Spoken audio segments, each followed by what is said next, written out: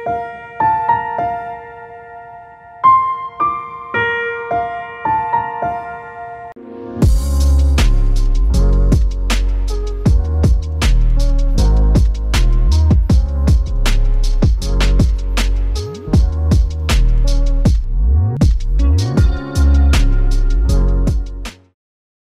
To శ్రీఆర్ studios.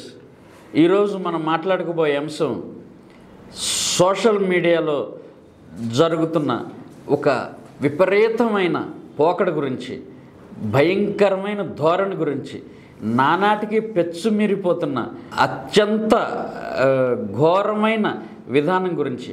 అదేంటంటే చాలా తక్కువ సమయంలో, ఒక రకంగా చెప్పాలంటే రాత్రికి రాత్రే ఒక వ్యక్తిని అత్యంత ప్రసిద్ధుడిని చేసేయటం, టూ మచ్ ఫేమస్ చేసేయటం, వెరీ పాపులర్ చేసేయటం, మళ్ళీ సాయంత్రానికి సాయంత్రం వాళ్ళని పాతాళని తొక్కేయటం. ఇది ఎలా ఉందంటే ఎంత తొందరగా పైకి వెళ్తే అంత తొందరగా కింద పడిపోతారు అని మనం పాతకాలం నుంచి పెద్దవాళ్ళు చెప్తూ ఉంటారు. జీవితంలో ఎంతో కష్టపడి ఎన్నో ఒడిదుడుకులు ఎదుర్కొని ఎన్నో ఆటుపోట్లు చవిచూసి కష్ట నష్టాలు భరించి ఒక 20-30 సంవత్సరాలు అన్ని విషయాల్లోనూ రాటు తేలి ఒక స్థాయికి వెళ్ళిన వాళ్ళు, వాళ్ళ పేరు ప్రఖ్యాతలు, వాళ్ళు సాధించిన విజయాలు శాశ్వతంగా నిలబడిపోతాయి, ప్రపంచానికి పాఠాలుగా మిగులుతాయి, ముందు తరాలకి అవి నేర్చుకోవటానికి ఎన్నో అంశాలు విషయాలు వాటిలో ఉంటాయి. కానీ ఇవాళ ఏం జరుగుతోంది? ఈ సోషల్ మీడియాలో ఇన్స్టెంట్ పాపులారిటీ, ఇన్స్టెంట్ ఇన్ఫ్లుయెన్స్తో విపరీతమైన ప్రచార పోకడలో, ఒక రకమైన ఉన్మాదం, భయంకరమైన అజ్ఞానంతో ఎవరికి ఎందుకు పాపులారిటీ క్రియేట్ చేస్తున్నారో, అదే సమయంలో ఏమీ జరగకపోయినా మరుక్షణమే వారిని అంతకంటే దారుణంగా ఎందుకు విమర్శిస్తున్నారో, భయంకరంగా తొక్కి పారేస్తున్నారో, ఇవన్నీ కూడా అర్థం కావాలంటే అసలు ఈ సోషల్ మీడియాలో ఏం జరుగుతుందనేది మనం ముందుగా ఆలోచించుకోవాలి, విశ్లేషించుకోవాలి. మీరు కనుక మొదటిసారి మా వీడియో చూస్తున్నట్లయితే శ్రీఆర్ స్టూడియోస్ని సబ్స్క్రైబ్ చేసుకోండి. మీ కంటెంట్ నచ్చినట్లయితే నలుగురికి షేర్ చేయండి.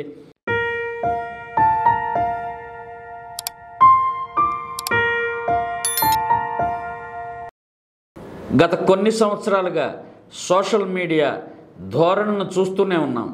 ఎవరు ఎక్కువగా సోషల్ మీడియా ఫాలో అవుతారంటే ప్రతి ఒక్కరూ చెప్పేది చాలా టీనేజ్ వయసు, దాదాపు 13 సంవత్సరాలు టీనేజ్ మొదలనుకుంటే 19 సంవత్సరాలు, కానీ అంతకంటే ముందే ఒక 10 సంవత్సరాల వయసు నుంచి మొదలుపెట్టి 30 సంవత్సరాల వరకు ఈ మధ్యలో ఉన్న వాళ్ళు సోషల్ మీడియాని విపరీతంగా ఫాలో అవుతూ ఉంటారు. విపరీతం అంటే రోజుకి 24 గంటలు ఉంటే వాళ్ళు 28 గంటలు కూడా సోషల్ మీడియాలో ఉండేంత బిజీగా ఉంటారు. చదువులు, వాళ్ళ వృత్తులు, వ్యాపకాలు, వ్యాపారాలు ఇవన్నీ తర్వాత, వారి దైనందిన జీవితాలు కూడా తర్వాత. ముందు సోషల్ మీడియాలో వాళ్ళు లేకపోతే వారి జీవితమే ఆగిపోతుందో లేకపోతే ప్రపంచమే స్తంభించిపోతుందో అన్నంత భయంకరమైన ఒక ఆరాటంలో ఇవాళ యువత అంతా కూడా, ఆడ మగ మొత్తం అందరూ కూడా ఒక విధమైన వెర్రి పోకడలతో, వెర్రి తలలో వేసిన భయంకరమైన ఉన్మాదంతో కొట్టుమిట్టాడుతున్నారు. మిగతా వాళ్ళని చూసుకుంటే బాగా చిన్నపిల్లలంటే వాళ్ళు ఏదో వాళ్ళ కార్టూన్స్ లేదా సినిమాలు, ఎంటర్టైన్మెంట్, రీల్స్ లాంటి వాటితో వాళ్ళు కాసేపు కాలక్షేపం చేస్తారు. అంతకంటే పెద్ద వయసు వాళ్ళు వాళ్ళకి నచ్చిన కంటెంట్ ఏదో చూస్తారు, కాసేపు పక్కన పెట్టేస్తారు. ఈ మధ్యలో ఉన్న వాళ్ళే వీళ్ళు ప్రపంచానికి ఒక దిశ నిర్దేశించగలిగిన వాళ్ళు, సమాజాన్ని ముందుకు నడిపించగలిగిన శక్తి సామర్థ్యాలు ఉన్నవాళ్ళు, అద్భుతమైన ఆలోచనలతో సరికొత్త ఆవిష్కరణ చేయగలిగిన వాళ్ళు.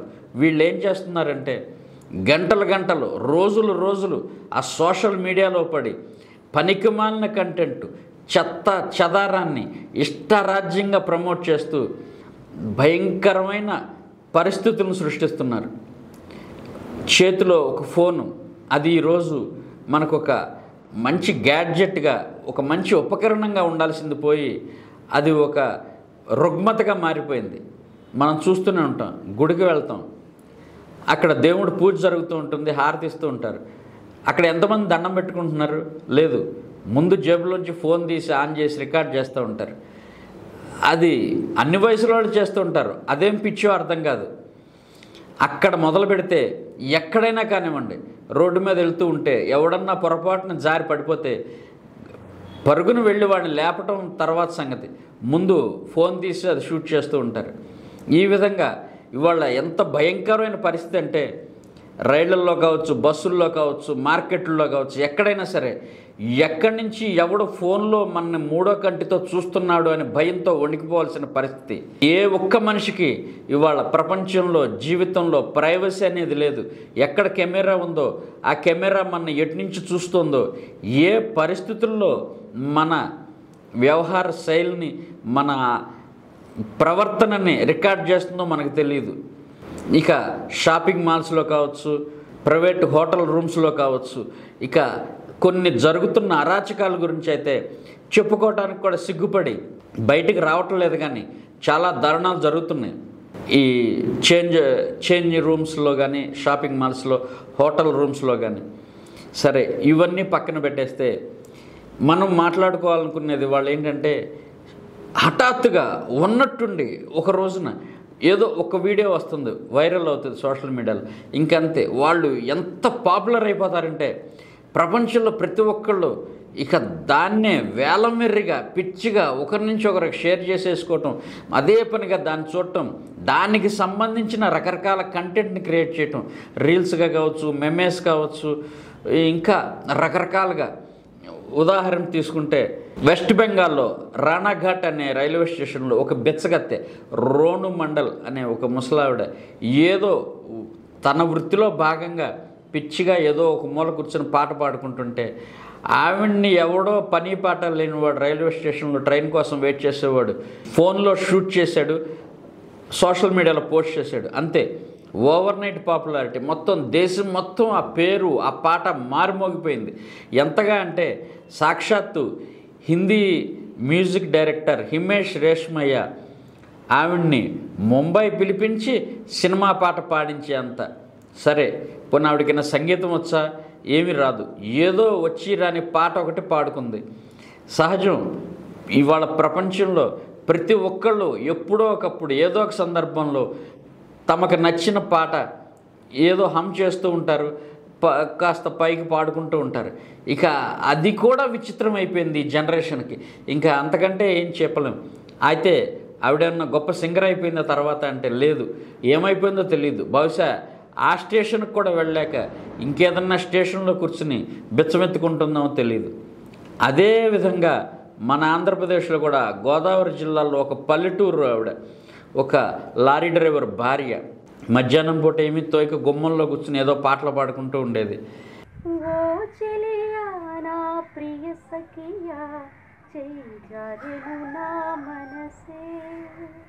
దేవి అనే ఆవిడని తీసుకొచ్చి ఒక ఓవర్ నైట్ సెలబ్రిటీని చేసి పారేశారు. హైదరాబాద్ తీసుకొచ్చి రికార్డింగ్ స్టూడియోల చుట్టూ తిప్పుతూ మ్యూజిక్ డైరెక్టర్ల దగ్గర కూర్చోబెట్టి సోషల్ మీడియాలో ఇంటర్వ్యూలు చేసి ఆవిడకి సంగీతంలో ఏ రాగాలు రావు, ఏ శృతులు తెలియవు, ఏది తెలియదు. అయినా సరే ఏదో పెద్ద కెరీర్ ఇచ్చేస్తామన్నట్టుగా బిల్డప్ ఇచ్చి వీళ్ళకే అతి గతి లేదు. చేతిలో ఒక ఫోన్ ఉంటే చాలు, ఒక యూట్యూబ్ ఛానల్ పెట్టేయటం, దాంతో ఇలాంటి పనికిమాలినవన్నీ షేర్ చేసేసుకోవటం, వైరల్ చేసుకోవటం, విపరీతమైన పబ్లిసిటీ క్రియేట్ చేయటం. వాళ్ళ జీవితానికి వీళ్ళు ఏమైనా సపోర్ట్ చేస్తున్నారా? లేదు. ఒక రకంగా చెప్పాలంటే సాఫీగా సాగిపోయే వారి జీవితాన్ని లేనిపోని జంజాటంలో పడేసి చివరికి ఎందుకు పనికి రాకుండా, అటు ఊరికి ఇటు నగరానికి కూడా పనికి రాకుండా చేసి పాపం వారిని నానా గందరగోళంలో పడేస్తున్నారు. ఇప్పుడు ఆవిడ ఎక్కడుందో తెలియదు. ఇంకా ఆవిడ నేను గాయన్ని అయిపోతాను అని కళ్ళగంటుందో, లేకపోతే ఆ భ్రమలోంచి బయటపడి తన మానాన తన పాత జీవితం బతుకుతుందో మనకు తెలియదు.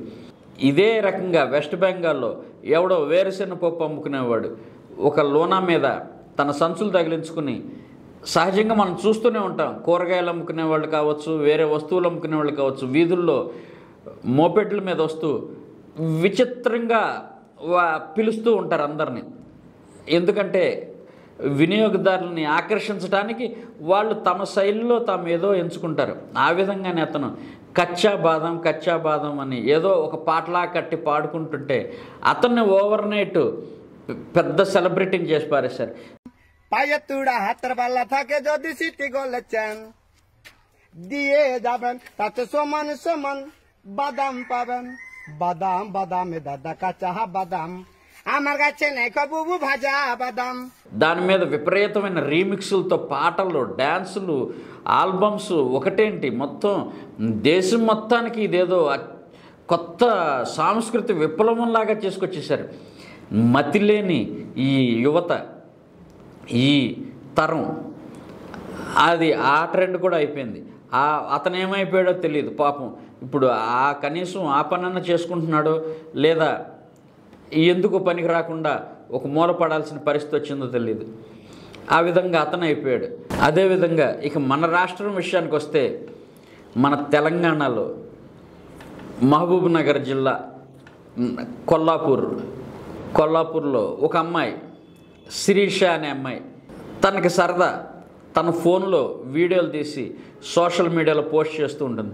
అలా ఒకరోజు సరదాగా ఊరు బయట ఉన్న పచ్చిక బయలులో ఏదో 2 గేదెలు గడ్డి మేస్తూ ఉంటే ఒక వీడియో తీసి, నాకు ఉద్యోగం రాలేదు, నేను డిగ్రీ చదివాను, నాకు ఉద్యోగం రాలేదు కాబట్టి నేను 2 బర్రెలు కొనుక్కుని పోషించుకుంటున్నాను, ఈ విధంగా నా బతుకుదెరు చూసుకున్నాను అని. కానీ ఆ అమ్మాయి బర్రెలు కొనలేదు, వాటిని పోషించడం లేదు, సరదాగా కాలక్షేపానికి చేసిన పోస్ట్ అది విపరీతంగా వైరల్ అయిపోయి తనకి బర్రెలక్క అని పేరు పెట్టేసి ఇక రాష్ట్ర వ్యాప్తంగా ఎంత పాపులారిటీ వచ్చేసిందంటే, అంటే ఈ తరాన్ని ఏమనాలో కూడా అర్థం కావట్లా.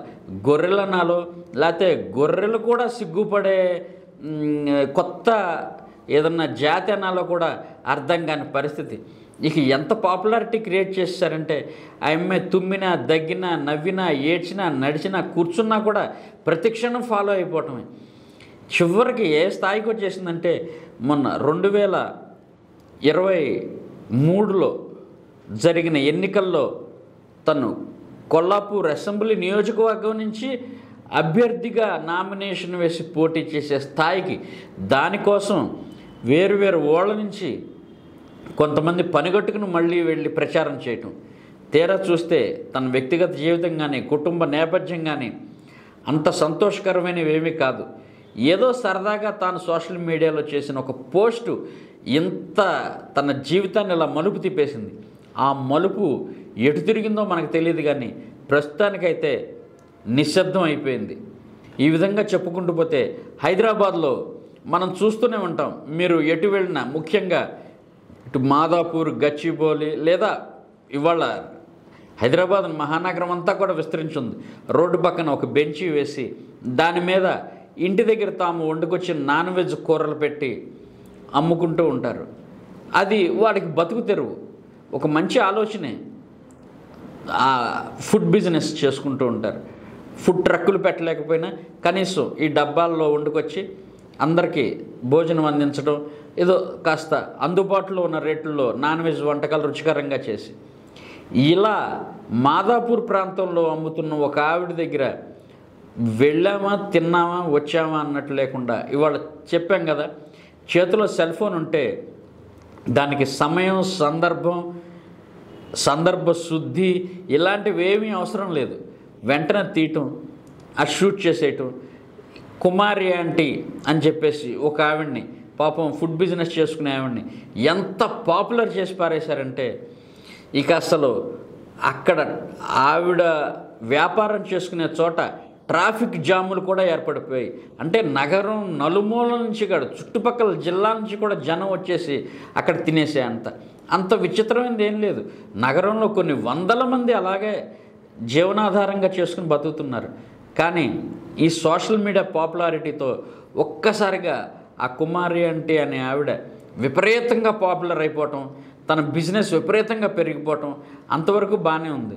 ఎంత సెలబ్రిటీ లాగా తయారు చేశారంటే చివరికి తన్ని ఈ టీవీ ప్రోగ్రాముల్లో కూడా పార్టిసిపేట్ చేసేటట్టుగా, ఒక ఫిలిం ప్రమోషన్స్ కావచ్చు, కామెడీ షోల్లో కావచ్చు, తన్ని పాల్గొనేట్టు చేయటం అంతటితో ఆగిపోలేదు.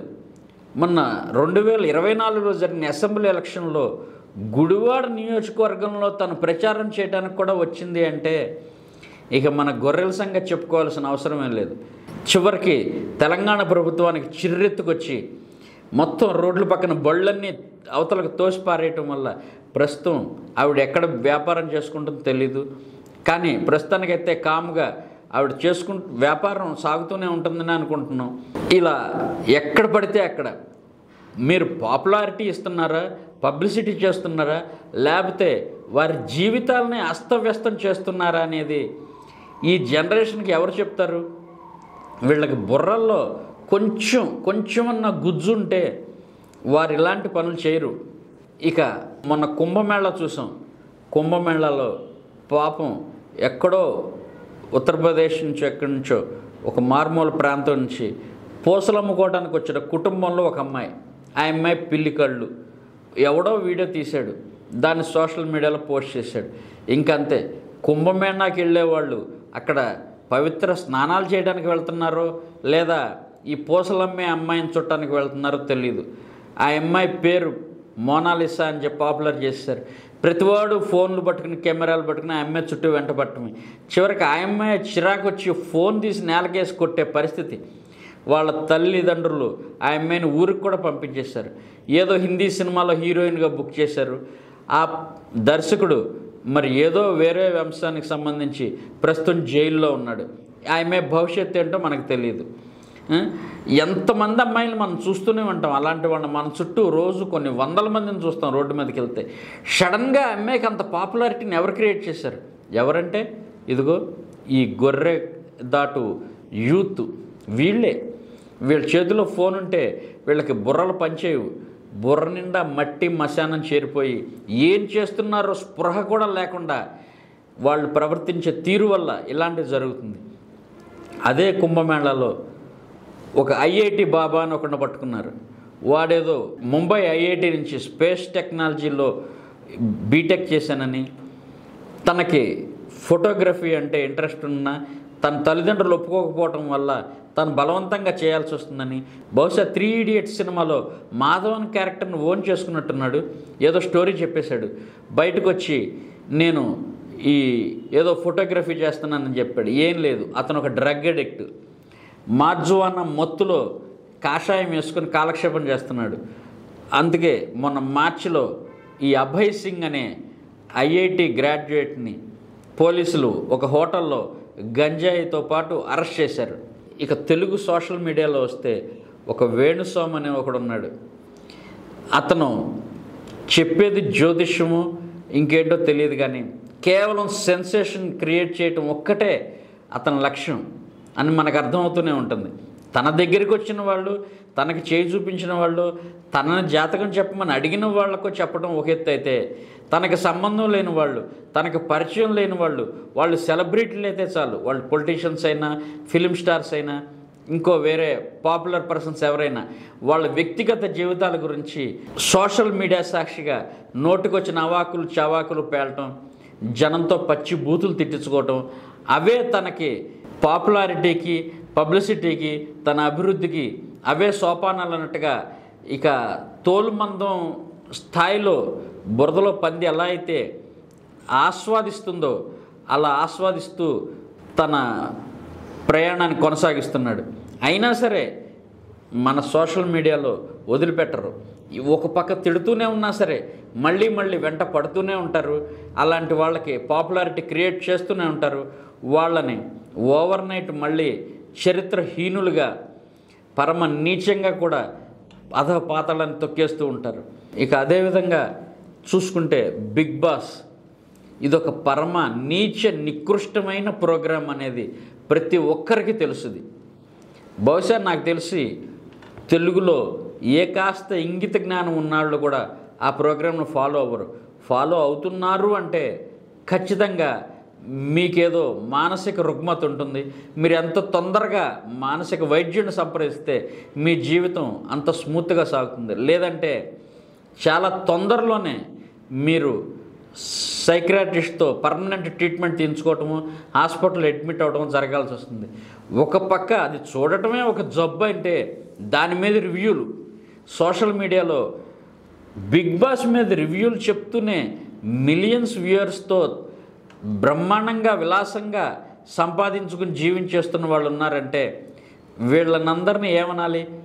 శవాల మీద పేలాలు ఎరుకునే వాళ్ళు అంటే వీళ్ళే అయి ఉండరు. వాటిని మనం ఎంకరేజ్ చేసేది. మంచి కంటెంట్ ఉన్న వీడియోస్ని ఎంకరేజ్ చేయాలి, సపోర్ట్ చేయాలి. అటువంటివి మరిన్ని రావడానికి మనం ఏం చేయగలమో అందుకు దోహదం చేయాలి. అలా కాకుండా జనానికి ఏదైతే వారి బలహీనతల మీద సొమ్ము చేసుకోవడానికి జరిగే కార్యక్రమాలు ఉంటాయో వాటిని ప్రమోట్ చేసి సోషల్ మీడియాలో అది మీ బతుకు తెరువుగా మార్చుకున్నారంటే ఇక దాన్ని దిగజారుడుతనం అంటారు తప్ప మరొకటి కాదు. అందులో పార్టిసిపేట్ చేసే వాళ్ళకి ఊళ్ళల్లో సైన్యాలంట. ఇదేంటో అర్థం కావట్లేదు. వీళ్ళు మనుషులేనా? మనుషులకు పుట్టిన వాళ్ళేనా? వీళ్ళ పేరెంట్స్ ఏం చేస్తూ ఉంటారు?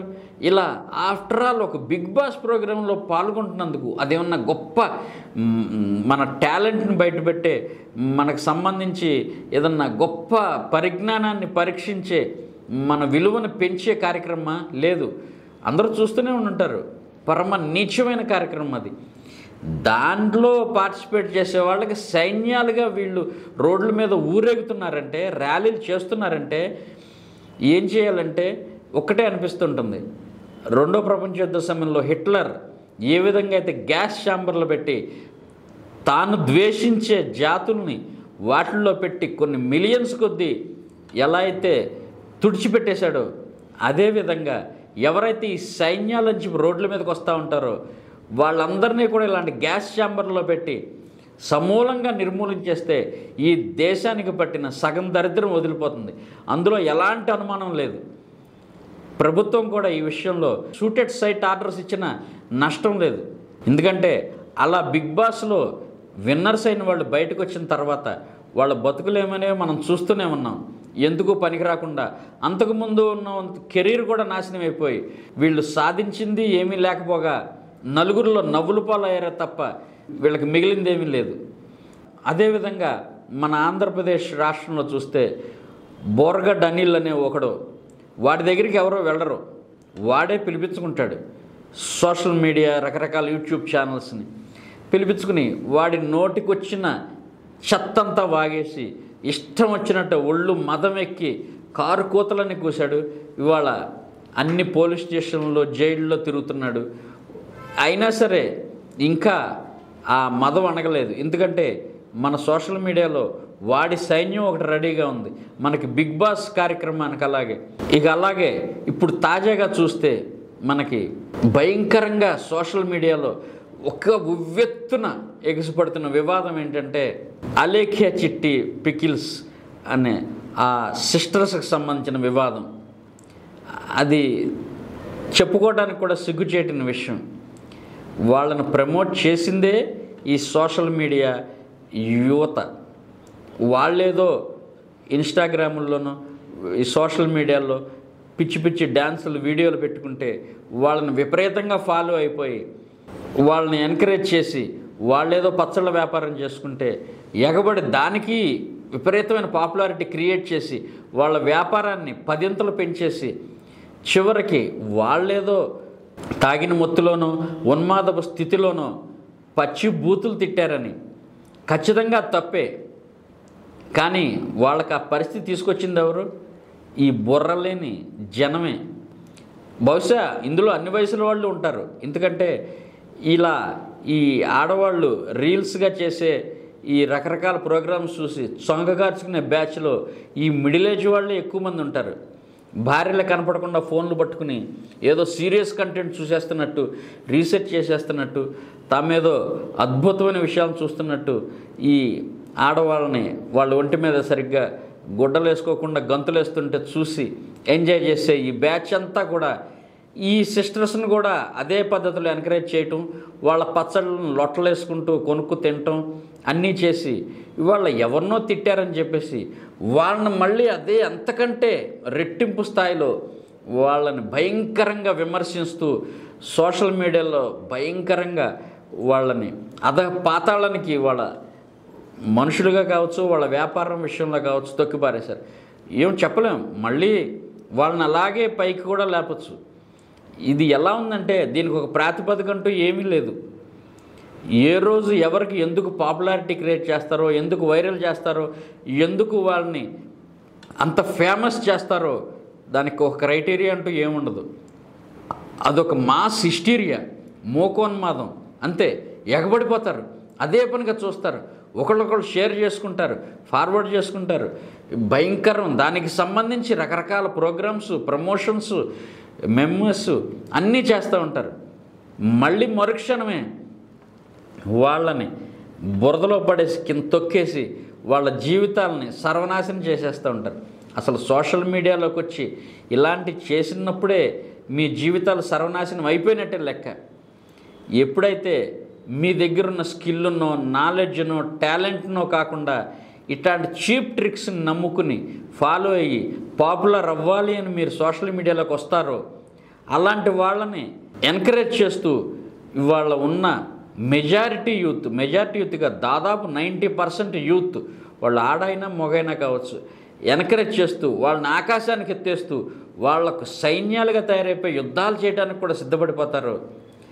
అంతవరకు ఈ పెడ ధోరణులు కొనసాగుతూనే ఉంటాయి. ఈ దుస్థితిని మనం చూస్తూనే ఉంటాం. మనం నివారించడానికి ప్రయత్నించాలి, అడ్డుకోవడానికి ప్రయత్నించాలి. ఇలా జరగకపోతే ముందు మనం చాలా దారుణమైన, తీవ్రమైన పరిస్థితుల్ని మన చుట్టూనే చూసే అవకాశాలు ఉంటాయి. ఎవరు ఎందుకు ఫేమస్ అవుతున్నారో తెలియదు, ఎవరు ఎందుకు డీఫేమ్ అవుతున్నారో తెలియదు. వారి జీవితాల మీద వారికి అదుపు, నియంత్రణ ఏమీ ఉండదు. వారి కర్మ ఒక కెమెరాలో చిక్కుకోవటం, వాళ్ళ కర్మ వైరల్ అవ్వటం. ఒక గొర్రె ఏదైతే ఒక పక్కకు పరిగెత్తే మిగతా గొర్రెలన్నీ వాటిని ఫాలో అవుతాయో అదే పరిస్థితి ఇవాళ సోషల్ మీడియాలో నెలకొంది. కాబట్టి మనందరం కూడా ఆలోచించండి. మన పిల్లలు ఉంటారు, మన కన్నా చిన్న వయసు వాళ్ళు, వారు ఆవేశంలోనో తెలిసి తెలియకో ఇలాంటి వాటిల్లో చిక్కుకుపోతూ ఉంటారు. ఒక భయంకరమైన ఆవేశంలో, ఆ ప్రవాహంలో కొట్టుకుపోతూ ఉంటారు. వాళ్ళని మనం నియంత్రించాలి, గట్టిగా చెప్పాలి, తప్పేదో ఒప్పేదో వారికి అర్థమయ్యేటట్టు చెయ్యాలి. అప్పుడే ఒక ఆరోగ్యకరమైన వాతావరణం ఈ సోషల్ మీడియాలో ఉంటుంది. ఈ సోషల్ మీడియా ఒక బలమైన ఆయుధం. దీంతో అద్భుతాలు సాధించవచ్చు, గొప్ప సామాజిక మార్పు తీసుకురావచ్చు, ఒక మంచి తరాన్ని తీర్చిదిద్దవచ్చు. కానీ ఇవేమీ కాకుండా ఇలాగే పరిస్థితి కనుక కొనసాగితే చాలా చీప్ విషయాలు, చిల్లర అంశాలు హఠాత్తుగా ఫేమస్ అయిపోవటం, పాపులర్ అయిపోవటం, మరుక్షణం వాటి గురించి అసహ్యకరంగా మాట్లాడటం ఇలాగే జరుగుతూ ఉంటే ఈ ఇన్స్టెంట్ సోషల్ మీడియా అతి త్వరలోనే ఒక భయంకరమైన నరక కోపమో, మురికి కోపంగానో మిగిలిపోయే అవకాశాలు ఎక్కువ ఉన్నాయి. మీరు కూడా ఆలోచించండి. ఇదే ఈరోజు టాక్స్. మీకు గనక ఈ అంశం నచ్చినట్లయితే శ్రీయార్ స్టూడియోస్ని సబ్స్క్రైబ్ చేయండి, లైక్ చేయండి, 10 మందికి షేర్ చేయండి. Thank you.